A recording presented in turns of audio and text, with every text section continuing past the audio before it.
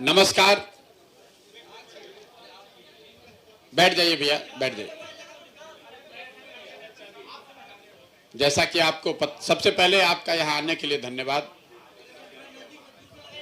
कुछ आप लोगों से कोई एक करीब करीब 10 महीने के बाद मुलाकात हो रही है, तो आपका आने के लिए बहुत बहुत शुक्रिया। जैसा कि आपको पता है, पिछले वर्ष 2 अक्टूबर गांधी भितिहरवा आश्रम से हम लोगों ने जन सुराज अभियान के तहत एक पदयात्रा शुरू की है, जिसके करीब करीब आज 190 दिन हो गए। पश्चिम चंपारण से चल के पूर्वी चंपारण, शिवहर, गोपालगंज, सिवान, छपरा होते हुए मैं कल आपके जिले वैशाली में आया हूं और आने वाले 20 से 30 दिन, करीब करीब 1 महीना आपके जिले में रहूंगा। प्रयास ये होगा कि वैशाली जिले के ज़्यादातर प्रखंड, पंचायत, शहर, गांव, कस्बा, पंचायत तक पैदल चल के जाया जाए। जो यात्रा का फॉर्मेट है, इसमें हम लोग गाड़ी का इस्तेमाल बिल्कुल नहीं करते हैं और बीच में कोई ब्रेक नहीं करते हैं। मतलब 2 अक्टूबर से जब चलना शुरू किया है, तो चाहे कोई होली हो, दशहरा हो, छठ हो, दिवाली हो, यात्रा रुकती नहीं है। हम लोग घर नहीं जाते हैं, कोई आदमी घर नहीं जाएगा। और पूरी पदयात्रा जो है वो विशुद्ध तौर पर पदयात्रा है। ऐसा नहीं कि कुछ किलोमीटर आप गाड़ी से चले और कुछ किलोमीटर आप पैदल चले। 2 अक्टूबर के बाद से एक कदम भी गाड़ी पर नहीं बैठा गया, गाड़ी पर पैर ही नहीं रखना है। तो इस फॉर्मेट को हम लोग वैशाली में भी बना कर रखेंगे और आगे जब अगर तबीयत नहीं खराब हुई, तो जैसा मैंने पदयात्रा की शुरुआत में कहा था कि अगर तबीयत नहीं खराब हुई तो पूरा बिहार इसी तरीके से करेंगे। अब वैशाली के बारे में मैं कोई स्पेसिफिक टिप्पणी तो आज कर नहीं सकता हूं, क्योंकि वैशाली तो अब आज से घूमना शुरू करेंगे कल से। लेकिन अभी तक का जो पदयात्रा का अनुभव रहा है, उसका एक संक्षिप्त मैं ब्यौरा दे देता हूं, फिर आपके प्रश्न लेंगे। अभी तक 190 दिन पैदल चलने के बाद करीब करीब 2000 गाँव में हम लोग पैदल चल के गए और हम लोग की समझ से बिहार की जनता की नज़र में सबसे बड़ी समस्या बेरोजगारी और पलायन है। अब आप ये कह सकते हैं कि ये बात जानने के लिए इतनी बड़ी पदयात्रा गांव-गांव जाने की क्या जरूरत है, तो सबको मालूम है।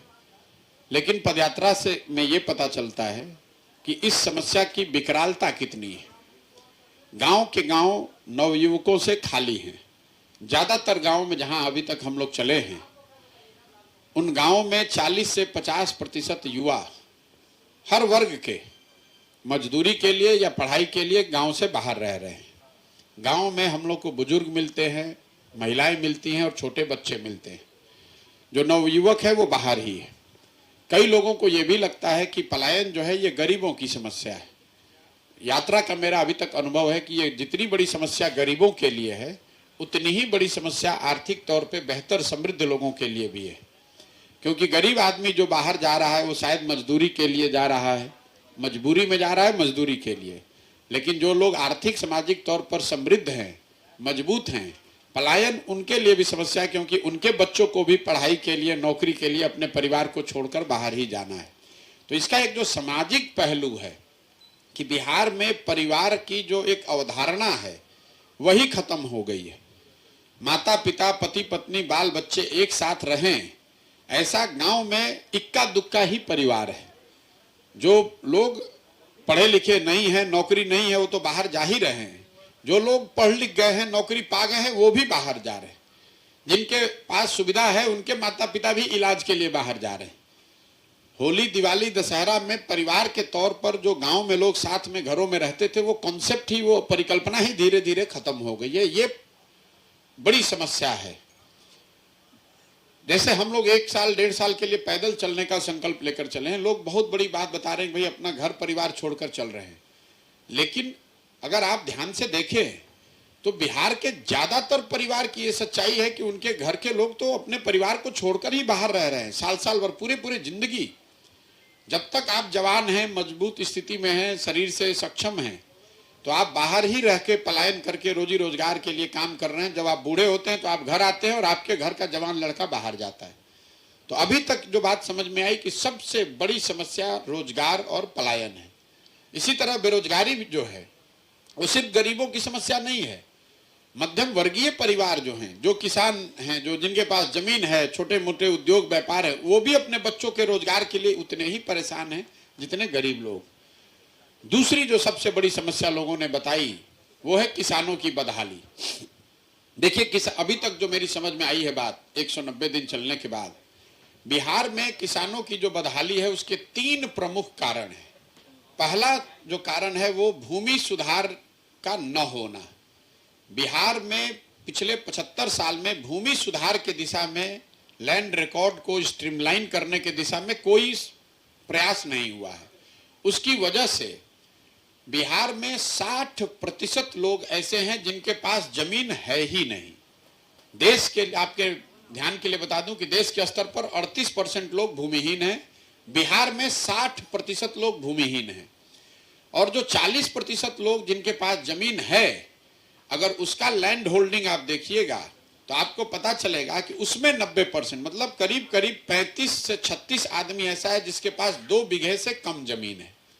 तो जो बिहार में खेती है वो इतनी छोटे स्तर की है कि ज्यादातर लोग समाज में या तो खेती अपने बाल बच्चों के पेट भरने के लिए खाने वाली खेती कर रहे हैं, जिसको अंग्रेजी में हम लोग कहते हैं सब्सिस्टेंस फार्मिंग। आप खेत में वही पैदा कर पाते हैं जिससे कि आपके बाल बच्चों का पेट भर जाए, वो कमाने का जरिया नहीं है। सिर्फ आंकड़े बताते हैं कि बिहार में 4 से 5% किसान ही ऐसे हैं जिनके लिए खेती आमदनी का जरिया है। बाकी लोग खेती या तो अपना और अपने बाल बच्चों के पेट भरने के लिए कर रहे हैं या फिर खेतों में मजदूर हैं। तो पहली समस्या है भूमि सुधार का लागू न होना। दूसरी जो बड़ी समस्या है वो जल प्रबंधन को लेकर है। बिहार में जैसा कि हम लोग जानते हैं, आधे से ज्यादा जो जमीन है वो बाढ़ प्रभावित है।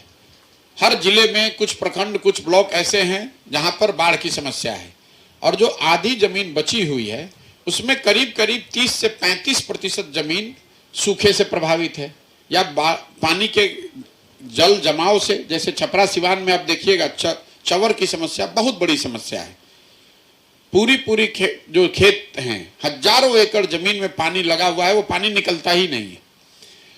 तो जल जमाव, चंवर, सूखा और बाढ़, कुल मिला जुलाकर जल प्रबंधन की ऐसी स्थिति है कि जो इतनी जमीन यहाँ है उसमें 20 से 25% जमीन ही जहां पर पानी की, जल संसाधन की, प्रबंधन की व्यवस्था है। बिहार एक मैं आपको आंकड़ा दे देता हूं, बिहार एकमात्र ऐसा राज्य है जहां पिछले 10 साल में सिंचित भूमि की संख्या की मात्रा कम हुई है। पिछले 10 साल में assured land with assured irrigation 11% से कम हो गया है। ऐसा इसलिए हुआ है कि नहरों और नलकूपों के रख रखाव में जो कमी आई है, जो खामी आई है, उसकी वजह से आज से 10 साल पहले अगर 100 एकड़ को सिंचाई की सुविधा थी तो आज घटकर 89 एकड़ ही रह गया है। तो पहली समस्या भूमि सुधार है, दूसरी समस्या जल संसाधन है। इन दोनों के बाद जो सबसे बड़ी समस्या है कि इन सब परेशानियों के बावजूद किसान जो उपज कर रहा है उसको उचित मूल्य नहीं मिल रहा है। पदयात्रा के दौरान जो हम लोग चल रहे हैं तो सबसे ज्यादा एरिया में गन्ना और धान की कटाई हुई है, लोगों ने बेचा है। अभी तक 90% से ज्यादा लोग यही बताते हैं कि धान उन्होंने 1200 से 1500 रुपए क्विंटल के दर से बेचा है, जबकि धान का आधिकारिक मूल्य है 2050 रुपया। कमोवेश यही स्थिति गन्ना की है और दूसरे फसलों की है। अभी गेहूं की कटाई हो रही तो लोग यही बता रहे हैं। इसका अगर आप आर्थिक प्रभाव देखेंगे तो बिहार में, इस आंकड़े को याद रखिएगा, बिहार में समर्थन मूल्य पर या फसलों के सही दाम न मिल पाने की वजह से एक अनुमान के अनुसार हर साल किसानों को 20 से 25 हजार करोड़ रुपए का नुकसान हो रहा है। ये आकलन कैसे किया गया है? पिछले 10 साल में बिहार में सिर्फ 13% धान और 1% गेहूं ही सरकारी समर्थन मूल्य पर खरीदा गया है। पंजाब के बारे में हम लोग बात करते हैं कि पंजाब में किसान बहुत समृद्ध है। पंजाब में पिछले 10 वर्ष में 70% धान और 70% से ज्यादा गेहूं समर्थन मूल्य पर खरीदा गया है। बिहार में 13% धान और 1% गेहूं समर्थन मूल्य पर खरीदा गया है। बाकी किसी फसल के लिए समर्थन मूल्य की कोई व्यवस्था ही नहीं है। तो ये जो 3 मूलभूत कारण हैं जिसकी वजह से खेती किसानी यहाँ के लोगों के लिए लाभदायक नहीं व्यवसाय है। उसकी वजह है भूमि सुधार का लागू न होना, जल प्रबंधन, और तीसरा फसलों के दाम का न मिल पाना। इसके अलावा जो तात्कालिक समस्या लोग बता रहे हैं पिछले 6 महीनों से, वो है यूरिया और बीजों की कालाबाजारी। मुझे ज्यादातर लोग बता रहे हैं कि खाद की जो कालाबाजारी है, खासकर यूरिया की, वो 277 रुपए का यूरिया ज्यादातर लोग 500 रुपए से 1200 रुपए तक लोगों ने खरीदा है। खासकर जो नेपाल से लगते हुए सीमावर्ती एरिया है, वहां पर यूरिया 1200 रुपए में भी बिका है। और इतने पैसा देने के बाद भी लोगों को समय पर समुचित मात्रा में यूरिया नहीं मिला है। तो ये तात्कालिक समस्या है। और 3 स्ट्रक्चरल समस्या है जिसकी वजह से बिहार में किसानों की हालत खराब है। तीसरी जो सबसे बड़ी समस्या अभी तक 190 दिन में समझ में आई, वो है शिक्षा व्यवस्था का पूरी तरीके से ध्वस्त हो जाना। बिहार में कई लोगों को लगता है, बातचीत में हम लोग कहते हैं कि शिक्षकों की गुणवत्ता शिक्षा व्यवस्था के ध्वस्त होने के पीछे का कारण है। मैं आपको बता रहा हूं कि ये एकमात्र कारण नहीं है। शिक्षकों की गुणवत्ता या शिक्षकों का न पढ़ाना, उनकी क्षमता न होना, ये एक पहलू है। बिहार में शिक्षा व्यवस्था का ध्वस्त हो जाने के पीछे सबसे बड़ा जो कारण मुझे समझ में आ रहा है, वो सरकार की उदासीनता और सरकार की गलत नीति, जिसमें आप समता मूलक शिक्षा नीति बनाने के चक्कर में, व्यवस्था बनाने के चक्कर में, आपने हर गांव, हर पंचायत में स्कूल खोलने की योजना बना दी। इस बात की चिंता ही नहीं की कि इन स्कूलों को बनाने चलाने के लिए आपके पास संसाधन है या नहीं है। इसका परिणाम यह हुआ कि पिछले 5 से 10 सालों में पूरे बिहार में उत्क्रमित विद्यालयों और नियोजित शिक्षकों के कंधों पर ही पूरी शिक्षा व्यवस्था टिकी हुई है। जो प्राथमिक विद्यालय थे उसको मध्य बना दिया गया, मध्य को उच्च बना दिया गया। ये चिंता नहीं की गई कि अगर आप प्राथमिक को मध्य बना रहे हैं तो वहां कितने क्लासरूम और बनाने पड़ेंगे या कितने शिक्षक और देने पड़ेंगे, वहां वो शिक्षक रहेंगे कि नहीं रहेंगे। तो पूरा जो अभी तंत्र है वो उत्क्रमित विद्यालयों और नियोजित शिक्षकों के बल पे चल रहा है। स्कूलों की जो अवधारणा समाज में है वो खिचड़ी बांटने के सेंटर के तौर पर। कई लोग जो ये बताते हैं कि शिक्षक की खराबी की वजह से ही शिक्षा व्यवस्था खराब है, उनको मैं उदाहरण देता हूं बिहार के कॉलेजेस का। जो यहाँ महाविद्यालय हैं, कॉलेज हैं, साइंस कॉलेज है, पटना कॉलेज है, हर जिले में 1-2 बड़े कॉलेज हैं। वहां पर तो नियोजित शिक्षक नहीं पढ़ा रहा है। वहां पर तो बिल्डिंग है, वहां पर तो मैदान है, वहां पर बच्चे क्यों नहीं पढ़ रहे हैं? वहां पर 10-10, 20-20 हजार बच्चों का एडमिशन है। वहां कॉलेज में भी आप देखिए तो लोग एडमिशन लेते हैं, एडमिट कार्ड लेकर परीक्षा देते हैं और डिग्री लेते हैं। पढ़ाई वहां पर भी नहीं हो रही है। तो बिहार में शिक्षा व्यवस्था के लिए एक लाइन में यही कहूंगा कि स्कूलों से खिचड़ी बट रही है, कॉलेज से डिग्री बट रही है, पढ़ाई दोनों में कहीं नहीं हो रहा है। और मुझे ऐसा लगता है कि नीतीश इतिहास जब लिखा जाएगा तो नीतीश कुमार के 17-18 साल के शासनकाल का ये सबसे बड़ा काला अध्याय होगा। इसलिए कि नीतीश कुमार जैसे पढ़े लिखे व्यक्ति के रहते हुए उनके आंखों के सामने से शिक्षा व्यवस्था का ध्वस्त हो जाना ये बहुत बड़ा दुर्भाग्य है। कल होकर अगर एक अच्छी सरकार आ जाएगी तो सड़क अगर टूटी है तो सड़क बन सकता है, लेकिन इस शिक्षा व्यवस्था से जिन 2 पीढ़ियां पढ़ के निकल गई, अब जीवन भर वो शिक्षित समाज के पीछे ही रहेंगी। इसलिए ये नीतीश कुमार की सरकार की सबसे बड़ी विफलता मैं इसको मानता हूं। इन 3 बड़ी समस्याओं के बाद 4 केंद्र की योजनाएं हैं जिसके बारे में लोग हर दिन चर्चा करते रहे, जिसको हम लोगों ने देखा समझा है। पहली योजना है गरीब कल्याण योजना, प्रधानमंत्री गरीब कल्याण योजना, जिसमें लाभार्थियों को 5 किलो अनाज मिलना है। अभी तक का जो अनुभव है उसके अनुसार बिहार में 5 किलो नहीं, लाभार्थियों को 4 किलो अनाज ही मिल रहा है। ये 20% अनाज कम इसलिए मिल रहा है कि प्रखंड और जिला के स्तर पर हर क्विंटल पे 40 रुपए प्रति क्विंटल की दर से जनप्रतिनिधि और अफसर मिलकर पैसा हर महीने ले रहे हैं। और इसमें ज्यादातर जगहों पर विधायकों का भी शेयर बंधा हुआ है। लोगों के सैकड़ों, मेरे पास वीडियो रिकॉर्डिंग है, मुझे कहने में कोई हिचक नहीं है कि औसतन 40 रुपए प्रति क्विंटल की दर से प्रखंड के स्तर पर जो 15,000 से 25,000 क्विंटल अनाज आ रहा है उसमें 40 रुपए प्रति क्विंटल के दर से पैसा काट के जनप्रतिनिधि और अफसरों के बीच में बंट रहा है। यही वजह है कि लोगों को 5 किलो के बजाय 4 किलो अनाज ही मिल रहा है।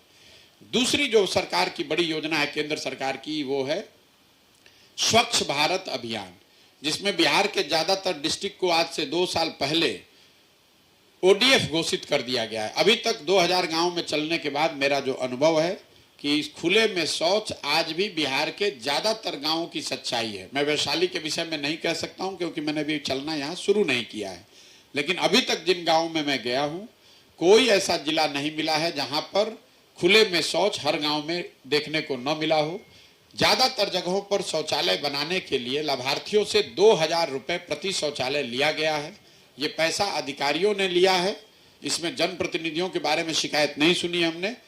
अधिकारियों ने 2000 रुपए प्रति शौचालय लिया, लाभार्थी ने शौचालय बनाया कि नहीं, उसका उपयोग कर रहा है कि नहीं, इसकी चिंता किसी ने नहीं की। तीसरी केंद्र सरकार की बड़ी योजना है आवास योजना, जिसका पहले नाम इंदिरा आवास योजना था, अब प्रधानमंत्री आवास योजना है। पिछले 6 महीने का मेरा अनुभव यह है कि ज्यादातर समाज में आज भी इंदिरा आवास योजना के लाभार्थी ही गांव देहात में हम लोग को मिलते हैं।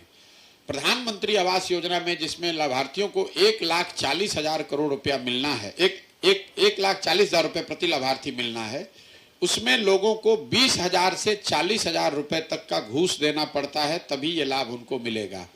जिन पंचायतों में जनप्रतिनिधि पैसा ले रहे हैं वहां पर लोग 30 से 40,000 रुपया लोगों को खर्च करना पड़ रहा है। जहां पर जनप्रतिनिधि कहीं कहीं पैसा नहीं ले रहे हैं वहां पर भी अधिकारियों का जो शेयर है वो 20 से 25,000 रुपया तो उनको मिलना ही मिलना है, इसमें कहीं कोई दो मत नहीं है। चौथी जो योजना एक केंद्र सरकार की है जिसने मुझे बहुत आश्चर्यचकित किया है वो है जमीन से गायब मनरेगा। मेरा पदयात्रा से पहले मेरा अनुमान था कि चूंकि बिहार में इतनी बड़ी संख्या में भूमिहीन गरीब लोग रहते हैं, मजदूरी के लिए लोग पलायन करते हैं, तो मुझे बड़ी संख्या में मनरेगा से जुड़े हुए काम करते हुए लोग मिलेंगे। मैं 190 दिन में अभी तक मुझे मनरेगा का एक्टिव काम, सक्रिय तौर पर काम होता कभी किसी गांव में नहीं मिला है। कुछ जगह पर लोग बताते हैं कि ये पेड़ पहले मनरेगा में लगाए गए हैं, कुछ जगह लोग बताते हैं कि ये आंगनवाड़ी केंद्र या पंचायत भवन बनाने में मनरेगा का उपयोग किया गया है, लेकिन ज्यादातर जगहों पर मनरेगा को लोगों ने एक तरीके से डेड प्रोजेक्ट, डेड योजना मान लिया है। और ये बात आंकड़ों में भी दिखती है। पिछले वर्ष बिहार सरकार का मनरेगा में यूटिलाइजेशन है 39%। मतलब अगर हम लोग को 100 रुपया मनरेगा के तहत दिल्ली से हम लोग ला सकते थे या हम लोग को मिल सकता था, तो उसके एवज में हम लोगों ने सिर्फ 39 रुपया, 39 रुपया ही हम लोग लेकर आए। 60 रुपया तो हम लोग लेकर ही नहीं आए। ये 4 केंद्र सरकार की योजनाएं हैं जिस पर मैंने टिप्पणी की है। इसके बाद मैं राज्य सरकार की जो योजनाएं हैं उस पर संक्षिप्त में आपको बोलूंगा।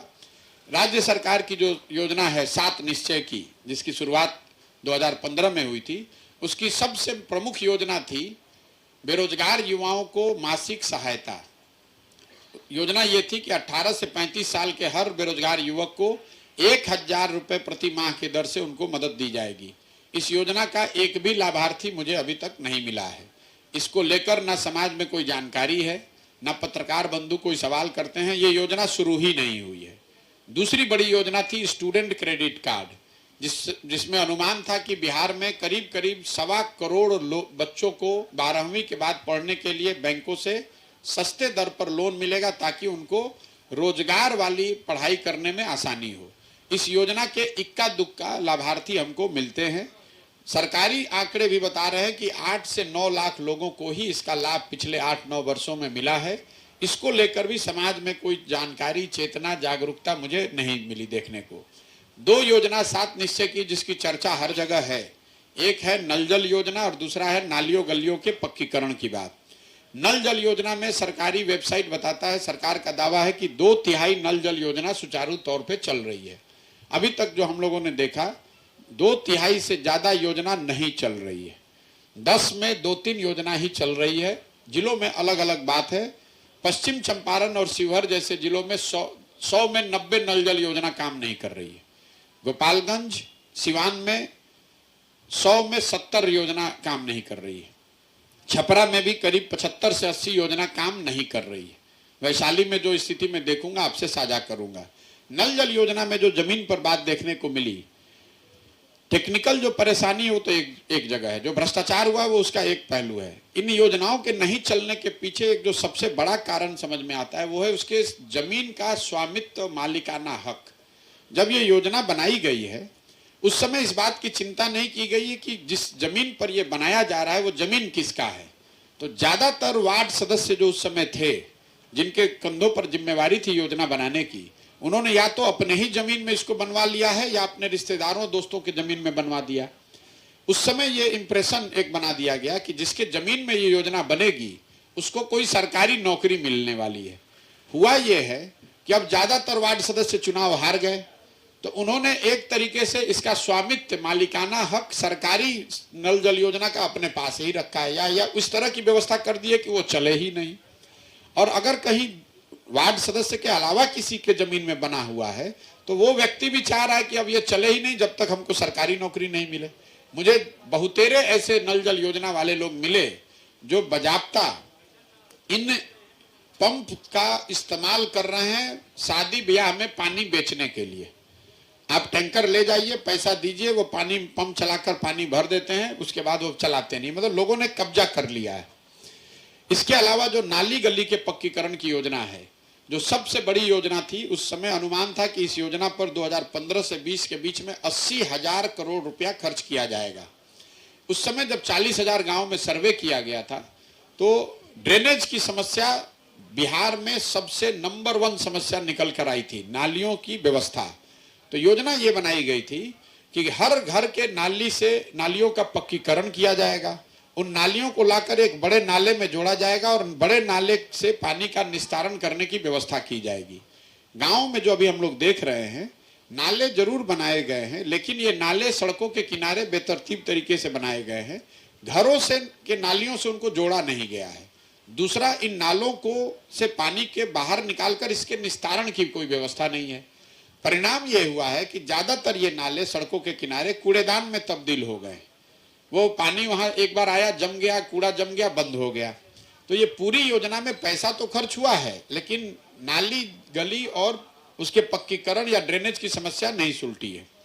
2 क्षेत्र जहां सुधार दिखा है, पहला है सड़क, दूसरा बिजली। सड़कों के मामले में नेशनल और स्टेट हाईवे डेफिनेटली पहले के मुकाबले बेहतर है, लोग ये मानते भी हैं। लेकिन जहां तक ग्रामीण सड़कों की स्थिति है, चाहे वो पंचायत की सड़क हो या फिर ग्रामीण कार्य विभाग का आरईओ का जो सड़क है, दोनों ही सड़कों की हालत लोगों की नजर में कमोवेश वही है जो लालू जी के जंगल राज के जमाने में होती थी। गांव में सड़कों की हालत बेहद खराब है। दूसरी जो एक अच्छी बात दिखी, जो दावा करते हैं सरकार के लोग, बिजली। अभी तक बिजली हम लोग जहां भी गए हैं हर जगह बिजली दिखी है, इसमें कहीं कोई दो मत नहीं है, घर घर बिजली पहुंच गई है। बिजली को लेकर जो समाज की परेशानी है वो गलत और बढ़े बिल का आना। हर गांव में लोग ऐसे मिलते हैं जो बताते हैं कि उनकी नज़र में उनका जो बिल आ रहा है वो बहुत बढ़ के आ रहा है, ज़्यादा आ रहा है या गलत आ रहा है। मुझे अभी तक 6 महीने की यात्रा में 6,000 8,000 रुपये से लेकर 1.25 लाख 1.5 लाख रुपए तक वाले बिल वाले लोग भी मिले हैं। एक बार गलत बिल आ गया तो लोग का बिजली का कनेक्शन कट जाता है, वो लोग अदालतों का चक्कर लगाते रहते हैं। कई लोगों पे तो फौजदारी का भी केस हो गया, लोग अपना घर और छोड़कर भाग गए, ऐसे लोग भी मिले। इसके अलावा मैंने स्वास्थ्य व्यवस्था पर आपसे कोई टिप्पणी नहीं की। वो इसलिए नहीं की है कि जहां तक हम लोग चले हैं ज़्यादातर हम लोग गाँव में चलते हैं, तो मैं अनुमंडल और जिला अस्पतालों की स्थिति पर कोई टिप्पणी करने की स्थिति में नहीं हूँ, मैं वहाँ गया नहीं हूँ। लेकिन जिन गांव पंचायतों में हम लोग गए हैं जहां पर सरकार के हिसाब से sub centre, primary health centre या सीएचसी रेफरल हॉस्पिटल होना चाहिए, वो कहीं एक भी काम नहीं कर रहा है। जब व्यवस्था है ही नहीं तो मैं उस पर क्या कमेंट करूं कि वो अच्छा है कि खराब है। कहीं पर भी मुझे 6 महीने में सब सेंटर, पीएचसी, सीएचसी ऐसा नहीं मिला जहां डॉक्टर बैठे हों, दवा बट रही हो, लोग आ रहे हों। स्वास्थ्य सेवाओं के लिए लोग पूरी तरीके से ग्रामीण चिकित्सकों पर आधारित हैं या प्राइवेट जो भी सर्विस प्रोवाइडर है। एक और जो समस्या जो पिछले 2 महीनों से मैं बहुत बड़ी मात्रा में सुन रहा हूं वो है लॉ एंड ऑर्डर की। जब मैंने पदयात्रा शुरू की थी तो महागठबंधन की सरकार अगस्त में बनी थी। चंपारण के जिलों में, दोनों चंपारण में लोग बता रहे थे कि देखिए शायद लॉ एंड ऑर्डर को लेकर लोगों के मन में आशंका थी। लेकिन मैं सिवान से मतलब पिछले 2.5 महीनों से ये बात सुन रहा हूं कि लोगों का ऐसा मानना है कि हर दिन लॉ एंड ऑर्डर की स्थिति बिगड़ रही है। बड़ी संख्या में मर्डर, डकैती, अपहरण की घटनाएं लोग, कम से कम मुझे लोगों ने सिवान में, छपरा में बताया है। वैशाली में क्या स्थिति है ये जब मैं चलूंगा तब आपको बताऊंगा। मोटे तौर पर अगर मैं अभी तक का समरी बताऊं तो 3 चीज से जो सबसे ज्यादा परेशानी लोग बता रहे हैं। एक है अफसरशाही, अफसरशाही से परेशान जनता। लोगों की नजर में आज की जो सरकार है ये अफसरों का जंगल राज है। आप चाहे समृद्ध व्यक्ति हैं, जनप्रतिनिधि हैं या सामान्य व्यक्ति हैं, हर व्यक्ति बिहार में अफसरों और उनके मनमानी से परेशान है। दूसरा, सरकारी विभागों में फैला हुआ भ्रष्टाचार। कोई भी ऐसा विभाग नहीं है जहां पर आप पैसा दिए बगैर काम करा सकते हैं। और तीसरा, हर सरकारी योजना में काटे जाने वाला पीसी, जो दलाली का नया नाम है। मैं बिहार में 14-15 में भी आया था, ये बात इतनी नहीं सुनते थे हम लोग। अभी चाहे केंद्र की योजना हो, राज्य की योजना हो, हर योजना में फिक्स दलाली पीसी का रेट है, वो ऊपर से लेकर नीचे तक काटा जा रहा है। तो अफसरशाही से परेशान जनता, विभागों में फैला हुआ भ्रष्टाचार और योजनाओं में कटने वाला पीसी, ये बात हम लोग सुबह से शाम तक सबसे ज्यादा सुनते हैं। अभी तक का मेरा ये अनुभव रहा है। अब आपके जो सवाल हैं वो आप कर सकते हैं। बहुत बहुत धन्यवाद।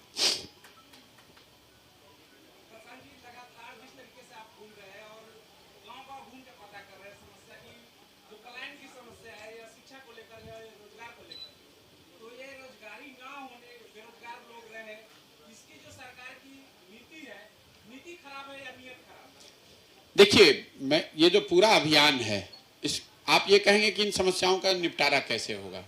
ये अभियान का पहला उद्देश्य यही है कि इन समस्याओं का निपटारा अगर आप करना चाहते हैं तो सबसे पहले आपको इन समस्याओं पर वोट देना होगा। और अगर आप मेरी मीटिंग्स को देखेंगे तो मैं लोगों को समझा रहा हूं कि ये आपका भ्रम है कि आप वोट सही दे रहे हैं, नेता काम नहीं कर रहा है। सच्चाई ये है, मैं आ रहा हूं आपके सवाल पर, कि आप जिस बात पर वोट दे रहे हैं, हम और आप जिस बात पर वोट दे रहे हैं वो हम लोग को मिल रहा है। हम लोगों ने वोट दिया है जाति पर, तो जाति की चर्चा और जाति की गणना दोनों हो रही है।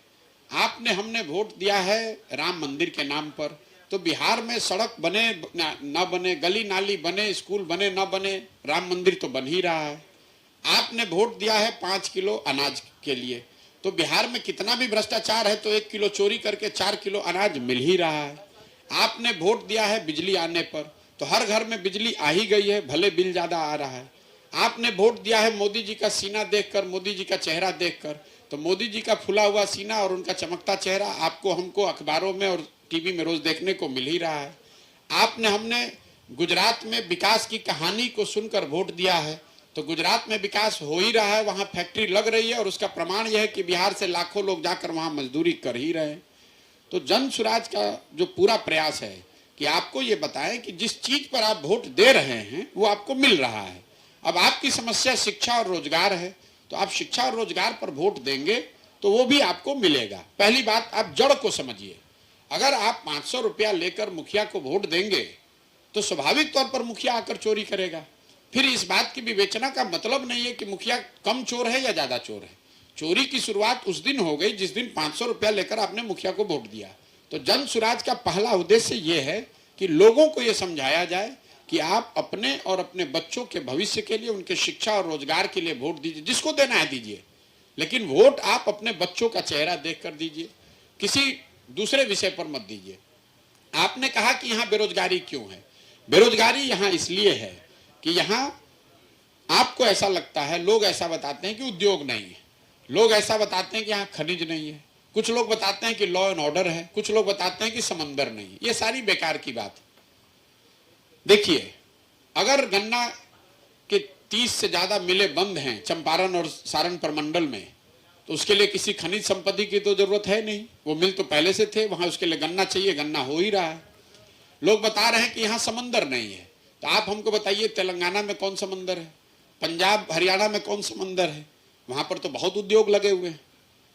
लोग ये बता रहे हैं कि यहाँ खनिज संपदा नहीं है, तो जितने आईटी पार्क, अभी देश में सबसे ज्यादा एम्प्लॉयमेंट, रोजगार आईटी के क्षेत्र में है, सर्विस के क्षेत्र में है, तो आईटी के लिए कौन सा खनिज आपको चाहिए। ये बेकार की बात है। बिहार में रोजगार इसलिए नहीं है, जो मूल बात अगर आप इसको समझना चाहते हैं, यहां से पूंजी की अनुपलब्धता सबसे बड़ी बात है।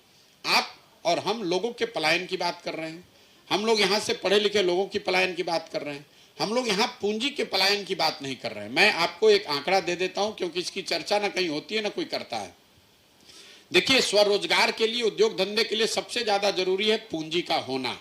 आप यूट्यूब चलाते हैं, अगर आपको यूट्यूब एज एन एंटरप्रेन्योर, आपको यूट्यूब का चैनल बड़ा करना है, आपको पैसे चाहिए। पैसा आता कहाँ से है? पैसा आता है बैंकों से, आपको ऋण मिलता है। कोई भी जो उद्योग धंधा लगा हुआ है, उसमें जो उद्योग शुरू करता है वो 100 रुपया लगाता है, 4 रुपया 10 5 रुपया कर्ज लेकर आता है। तो ये पूंजी आती कहाँ है? पूंजी आती है बैंक से। बिहार में, पूरे देश में पूंजी के स्तर को नापने के लिए एक आंकड़ा है जिसको कहते हैं क्रेडिट डिपॉजिट रेशियो। मतलब बैंकों में जो पैसा जमा हुआ उसमें से कितना पैसा पूंजी के तौर पर समाज को वापस मिला, घर बनाने के लिए, बिजनेस करने के लिए, गाड़ी खरीदने के लिए, उद्योग धंधा करने के लिए। तो देश के स्तर पर यह आंकड़ा है 70% का। मतलब जितना पैसा बैंकों में जमा हुआ, बैंकों ने 70% पैसा वापस ऋण के तौर पर दिया। बिहार में यह आंकड़ा है 40%। मतलब, और इसका असर क्या होता है वो आप समझिए। पिछले साल बिहार की गरीब जनता ने बैंकों में जमा किया 4,21,000 करोड़ रुपया।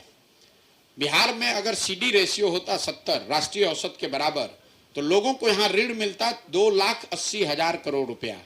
लेकिन है 40%, तो मिला कितना? 1,60,000 करोड़। बाकी पैसा कहां गया? बाकी पैसा बैंकों ने उन राज्यों में शिफ्ट कर दिया जहां पर उद्योग धंधे लग रहे हैं। कर्नाटक में, महाराष्ट्र में, गुजरात में, तेलंगाना में, आंध्र में सीडी रेशियो 90% से ज्यादा है। अब इसका असर आपको मैं बता दे रहा हूं। आप मुस्कुरा रहे हैं तो आपको लग रहा है कि कितनी बात इसकी समझ, क्योंकि यहां कोई नेता आपको यह बताएगा नहीं। इस बात को समझिए। 1990 से लेकर पिछले वित्तीय वर्ष तक रिजर्व बैंक ऑफ इंडिया ने जो आंकड़ा जारी किया है वो बता रहा है कि बिहार से बैंकों ने, चोरी करके नहीं, बिहार से बैंकों ने बिहार के लोगों का जमा पैसा 26,35,000 करोड़ रुपया, 26,35,000 करोड़ रुपया बैंकों ने बिहार से दूसरे राज्यों में शिफ्ट कर दिया। इन 32 वर्षों में बिहार सरकार का बजट भी नहीं है 26 लाख करोड़ रुपया। अगर ये पैसा बिहार में होता तो जरा आप अंदाजा लगाइए कितने लोगों ने उद्योग लगाया होता, कितने लोगों ने घर बनाया होता, कितने लोगों ने गाड़ी खरीदी होती। जब तक यहाँ पूंजी की उपलब्धता नहीं कराई जाएगी तब तक यहाँ पर से बेरोजगारी दूर नहीं होगी। बेरोजगारी दूर एक फैक्ट्री लगाने से नहीं होगा। आप एक फैक्ट्री लगाइएगा, उसमें कितने लोगों को नौकरी मिल जाएगी? फैक्ट्री लगना चाहिए, लेकिन लोगों के हाथ में पूंजी की सुलभता बहुत जरूरी है। पूंजी यहाँ है नहीं, आपके पास पूंजी नहीं है। आपका प्रति व्यक्ति आय है 35,000 रुपया, तो 35,000 रुपया में आप खाइएगा क्या, कमाइएगा क्या और बचाइएगा क्या? तो सरकार की योजना ये होनी चाहिए कि आपके हाथ में सरकार की गारंटी से पूंजी की उपलब्धता हो, ताकि आप बड़े स्तर पर लोग स्वरोजगार कर सकें।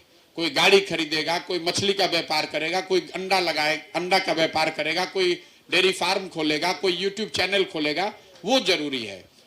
यही कारण है कि आप यहाँ हाजीपुर में जाइए, आपको घर बनाना है, अगर आपको हाउसिंग लोन लेना है तो आप 10-20 हजार रुपया घूस दे रहे हैं। और यही हाउसिंग लोन लेने जब आप नोएडा, बॉम्बे में जाते हैं तो 4 बैंक वाला आपके घर आता है कि भैया हमसे ले लीजिए कि हमसे ले लीजिए। तो आप घर आसानी से, 1 करोड़ का घर है आप 10 लाख में खरीद लेते हैं, 90 लाख आप EMI देते हैं। लेकिन बिहार में अगर आपको 1 करोड़ का घर बनाना है तो पूंजी आपके पास है ही नहीं, 1 करोड़ आपके पास होगा नहीं, तो आप 20 लाख का घर बनाइएगा। 20 लाख का घर बनाएगा तो उतना कम सामान उसमें लगेगा। अगर 1 करोड़ का घर बनाते तो उतना बड़ा घर बनता, उतना ज्यादा सीमेंट लगता है, ज्यादा लोगों को रोजगार मिलता। लोगों को रोजगार तब मिलेगा जब यहाँ पर इकोनॉमिक एक्टिविटी बढ़े। इकोनॉमिक एक्टिविटी तब बढ़ेगी जब लोगों के हाथ में सुलभता से पूंजी उपलब्ध कराया जाए। और इसके लिए किसी सरकारी योजना की जरूरत नहीं है। जो बैंकों की वैधानिक जिम्मेवारी है, ये कोई उनके विचार का बात नहीं है, उनकी वैधानिक जिम्मेवारी है सरकार के हाथ। और इस जो कमिटी है उसके चेयरमैन है मुख्यमंत्री।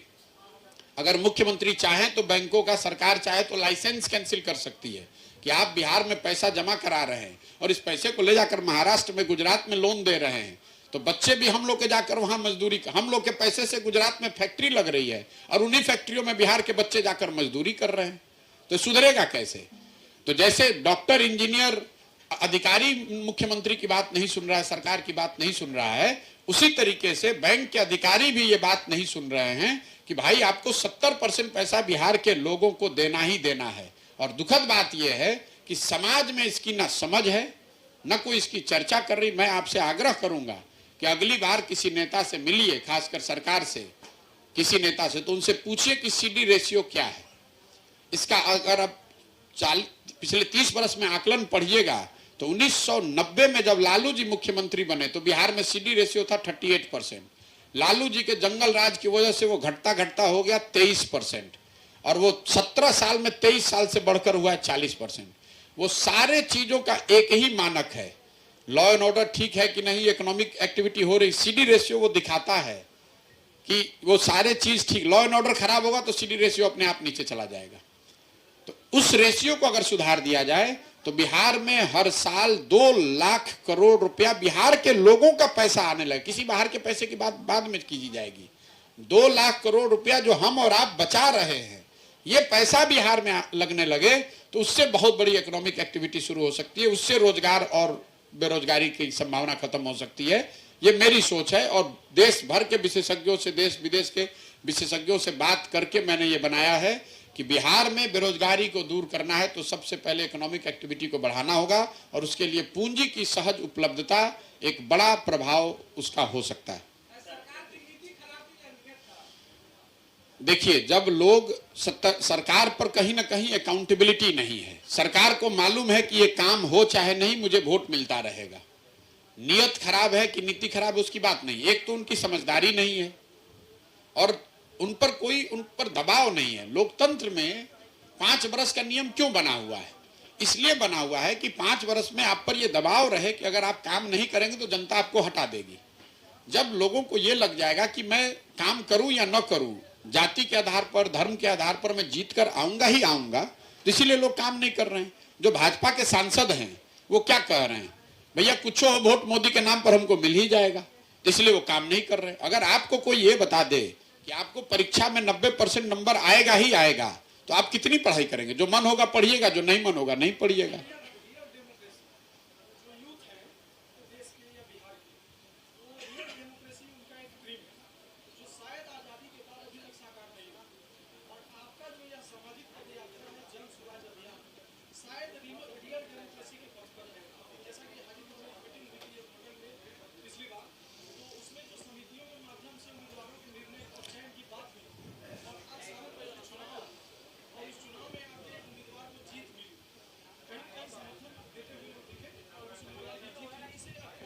भैया देखिए, मैं वही बात आपको कह रहा हूं कि किसी पेड़ के हर टहनी को आप सुधार सकते हैं। पेड़ में फल नहीं लग रहा है या फल में कीड़े लग रहे हैं तो एक तरीका है कि आप पेड़ पर छिड़काव करें कीटनाशक का। लेकिन अगर जड़ में ही खराबी है, जड़ में ही दीमक लग गया है, तो आप पेड़ की टहनियों को, उसके फल को अच्छा नहीं कर सकते हैं।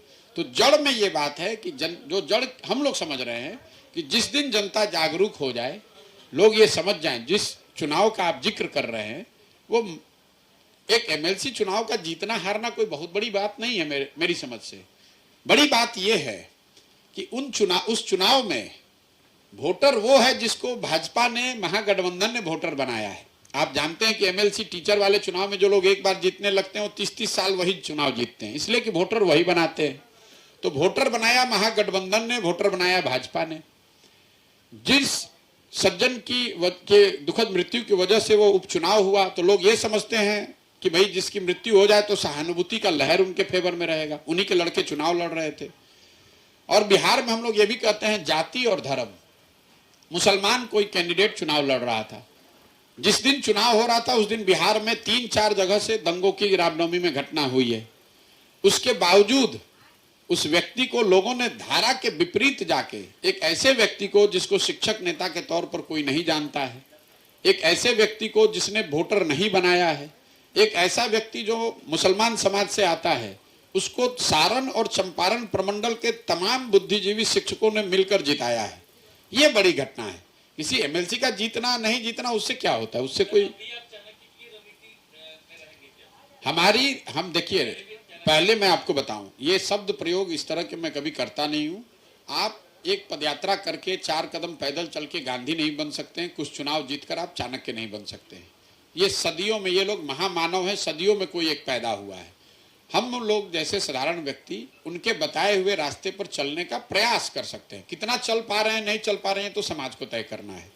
हमारा प्रयास ये है कि अभी तक मैंने नेताओं का, दलों का काम किया है, उनकी मदद की है। अब मैंने तय किया है, संकल्प किया है कि मुझे लोगों की मदद करनी है। जिसको भी लोग चुनकर आपस से निकालेंगे, विचार विमर्श करके जिनके नाम पर भी सहमति होगी, उसके पीछे जनसुराज की, प्रशांत किशोर की पूरी ताकत, समझ, संसाधन, व्यवस्था लगेगी। और आपने देखा, अभी हमने इसको करके दिखाया। मैं रोज ये भी कह रहा हूं कि जो मैं कह रहा हूं इस पर आप बिल्कुल भरोसा मत कीजिए, जो मैं कर रहा हूं उसको देखिए। मैं 6 महीने से चल रहा हूं पैदल, इसको तो कोई नहीं नकार सकता है। चलने का कितना प्रभाव है, चलने के पीछे क्या नियत है, ये इस पर आपका शंका हो सकती है, आपकी आशंका हो सकती है, आप उस पर विवाद कर सकते हैं। लेकिन मैं घर परिवार छोड़कर चल रहा हूं, इस पर तो कोई विवाद नहीं है और मैं इसको करूंगा। मुझे यही करना है और मेरा विश्वास है बिहार के लोगों पर कि उनकी चेतना कहीं दब गई है, लेकिन वो मरी नहीं है। समाज की चेतना मरी नहीं है। ये भूमि ऐसी है, यहाँ के बच्चों को और कोई समझ हो चाहे नहीं, सामाजिक राजनीतिक तौर पर लोग प्रबुद्ध हैं। ये जरूर बात है कि विकल्प के अभाव में एक लंबे समय से जाति और धर्म की राजनीति, धन बल, बाहुबल की राजनीति से कहीं ना कहीं उनकी चेतना दब गई है। लेकिन इस बात को हम लोग को नहीं भूलना चाहिए कि ये वो धरती है जहां से 1500 साल तक देश की राजनीति चली है। इस मिट्टी में वो ताकत है, यहाँ के बच्चों में वो ताकत है। एक बार कोई अगर सही से, ईमानदारी से प्रयास करके इसको साफ कर दे, लोगों को जगा ले जाए, तो बिहार के बच्चों में वो ताकत है। हम वो व्यवस्था बना सकते हैं जो देश के लिए रोल मॉडल बनेगा। आप इस बात को लिख कर रखिए।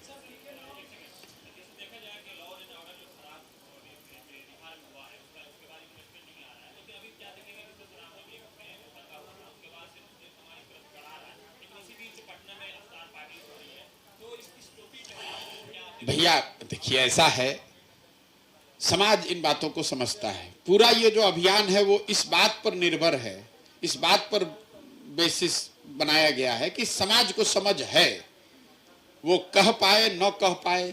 ये आप कह रहे हैं कि समाज जातियों से ऊपर नहीं उठेगा, हम तो हर प्रेस वार्ता में आपको बता रहे हैं कि समाज ने पहले बहुतेरे ऐसे उदाहरण हैं जब समाज ने दिखाया है कि उसमें वो समझ, वो ताकत है कि वो जातियों से ऊपर उठकर समाज के हित में वोट करता है।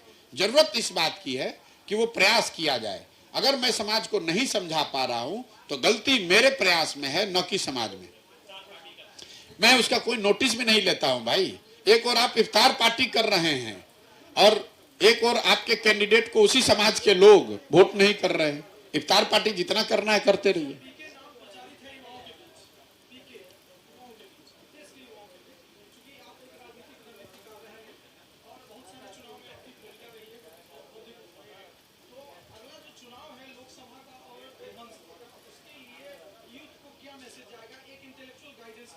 भैया, यूथ को मैसेज जो जा रहा है, आप जरा जो हम लोग क्लब की व्यवस्था बना रहे हैं उसको जाकर देखिए। जनसुराज में आप पदयात्रा देख रहे हैं। जैसे मैं जब गाड़ी से घूम रहा था तो आपको अंदाजा नहीं था कि पदयात्रा भी कोई चीज है और इसको इस तरीके से किया जा सकता है। अभी जब मैं पदयात्रा कर रहा हूं तो मैं युवाओं के साथ क्लब बनवा रहा हूं। बिहार के हर पंचायत में 5 से 10 ऐसे क्लब यूथ लड़के खोल रहे हैं जिनके जरिए समाज के गरीब लोगों के खेलकूद और पढ़ाई की फ्री व्यवस्था जनसुराज की ओर से की जा रही है।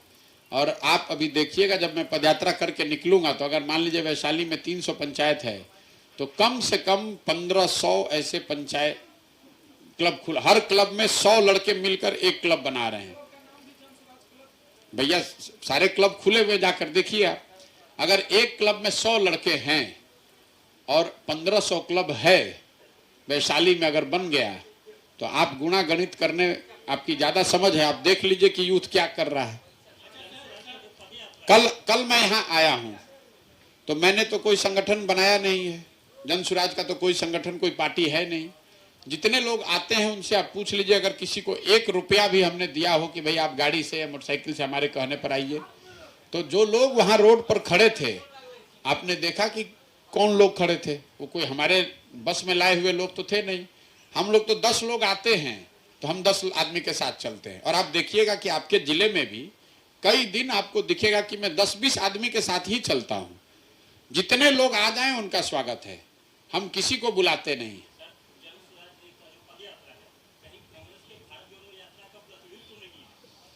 ये तो मैं आपके आकलन पर छोड़ता हूं कि 6 महीने में भारत जोड़ो यात्रा कन्याकुमारी से शुरू हुई और कश्मीर तक पहुंच गई।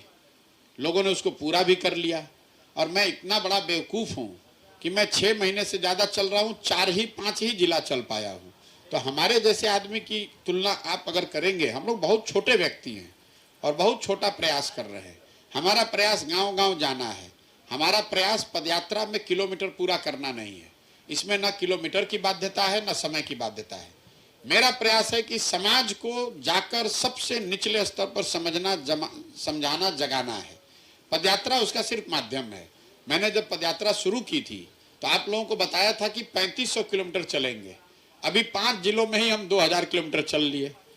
जब पदयात्रा खत्म होगी, मुझे मालूम नहीं है कि वो 10,000 पर खत्म होगी कि 15,000 पे खत्म होगी। मुझे ये नहीं मालूम है कि इसको करने में 1 बरस लगेगा कि 2.5 बरस लगेगा। मुझे ये मालूम है कि अगर मैं बीमार न पड़ूं तो मुझे इसको शुद्धता से अपने जीवन में करना ही है। घर परिवार सब कुछ छोड़कर, चाहे जितनी गर्मी हो, आप इतनी गर्मी है तो भी मैं यहीं बैठा हुआ हूँ, बारिश हो ठंड हो, मुझे घर परिवार छोड़कर गांव-गांव जाकर लोगों को समझाना है। पदयात्रा एक तरीका है उसको करने का, वो कर रहे हैं। पदयात्रा मेरे लिए कोई महत्व का विषय नहीं है। मेरे लिए महत्व का विषय ये है कि लोगों को जाकर समझाया जाए, ऐसे लोगों को चिन्हित किया जाए जो ये नई व्यवस्था को बनाना चाहते हैं। लोग अगर समझेंगे और ऐसे लोग साथ में जुड़ेंगे जो नई व्यवस्था बनाना चाहते हैं तो बाकी सारे परिवर्तन अपने आप हो जाएंगे।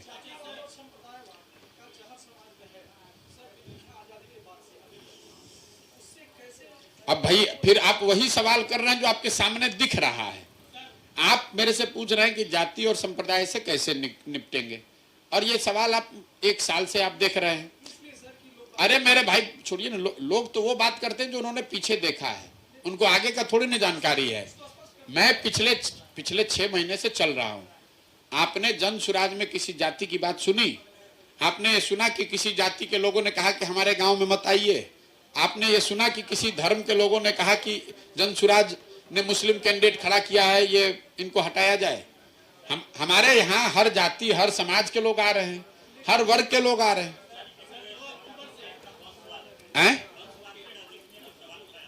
जी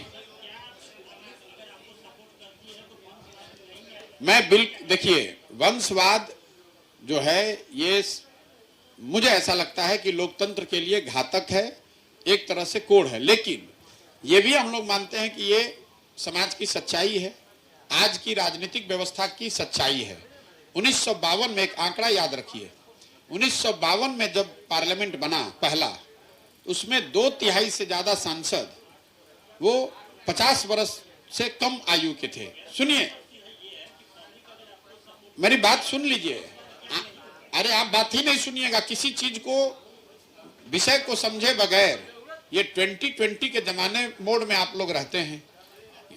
आपको तुरंत आंसर चाहिए। मैं आऊंगा सुधार दूंगा, मैं आऊंगा कल पार्टी बनाऊंगा, मैं आऊंगा चुनाव हरा दूंगा। भाई मुझे वो आता ही नहीं है, इसलिए मैं हेडलाइन बनाता नहीं हूं और आपकी उसमें रुचि नहीं है। मैं आपको ये कह रहा हूं कि वंशवाद को पहले आप समझिए कि वंशवाद क्यों है।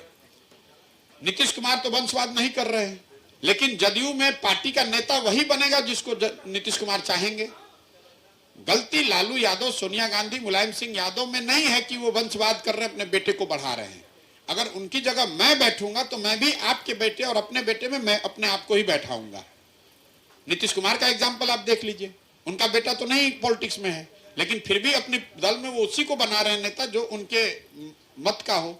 उस व्यवस्था में कमी है, क्योंकि वो दल नीतीश कुमार का है, आरजेडी दल लालू यादव का है, कांग्रेस आज दल सोनिया गांधी या गांधी परिवार का है। अगर दल बिहार के लोगों का होगा तभी उससे आप निकल पाएंगे। आप कह रहे हैं कि क्या जब प्रशांत किशोर दल बनाएंगे तो उसमें वंशवाद होगा कि नहीं? मैं कह रहा हूं कि अगर मैं दल बना लूं और मैं उसका नेता हूं तो ये बिल्कुल झूठ बोलूंगा कि अगर मैं कहूं कि मैं अपने बच्चे से ज्यादा आपके बच्चे की चिंता करूंगा, वो नहीं करूंगा। लेकिन अगर दल प्रशांत किशोर नहीं, बिहार के सब लोग मिलकर बना रहे हैं तो सबके अपने बच्चों की चिंता होगी, तो वंशवाद नहीं होगी।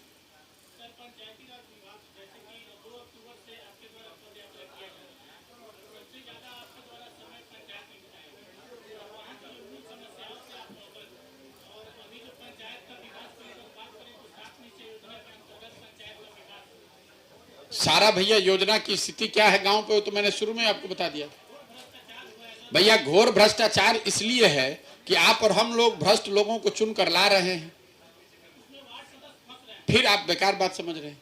जब तक आप गलत लोगों को चुनकर लाइएगा, मैंने क्या कहा कि मुखिया का चुनाव 2001 में जो हुआ था, आज भी गांव में लोग क्या बताते हैं कि 2001 में जो मुखिया चुनकर आया था वो समाज का प्रतिष्ठित सही आदमी था।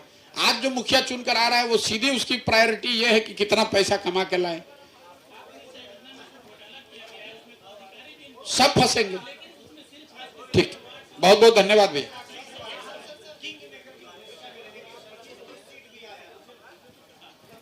आप ये भ्रम मत पालिए, ये जो पूरा मॉडल है कोई इसमें 25-30 सीट एक सीट की बात नहीं है, या तो अर्श पे या फर्श पे। मैंने आपको पहले भी कहा था, अगर लोगों के दिमाग में ये बात समझ में आ गई तो इतनी सीट आएगी अगर चुनाव लड़ेंगे कि आप गिन नहीं पाइएगा, और अगर लोगों के समझ में नहीं आएगी तो आपको 0 सीट आएगा, उसके लिए कोई चिंता की बात ही नहीं है।